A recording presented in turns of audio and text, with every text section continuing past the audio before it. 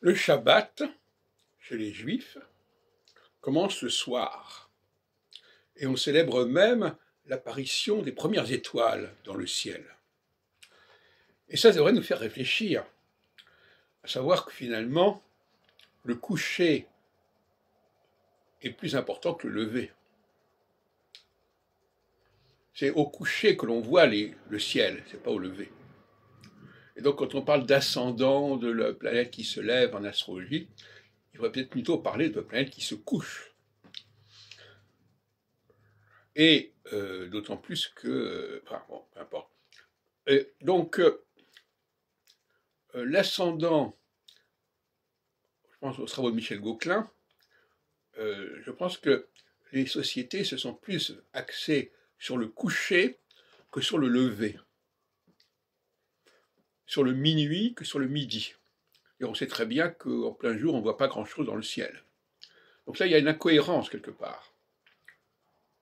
De la même façon, la conjonction n'est pas plus importante que l'opposition, elle a la même signification, elle est dans le problème de l'alignement.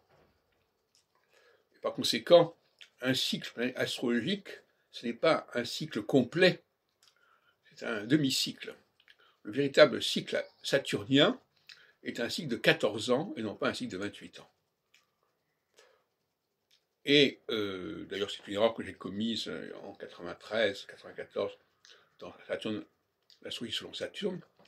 Je me suis intéressé au retour tous les 28 ans et non pas tous les 14 ans.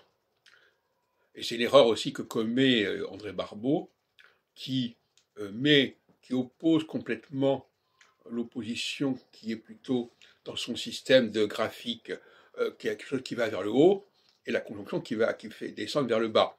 Or, en réalité, ils ont toutes les deux la même signification. Donc, dans son indice cyclique, il y a déjà quelque chose de faussé dès le départ.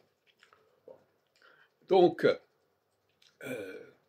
voilà deux cas intéressants. Il ne faut pas que le lever fasse oublier le coucher. Il ne faut pas oublier que la conjonction fasse oublier l'opposition. C'est le même processus, c'est la même cohérence, c'est la même logique.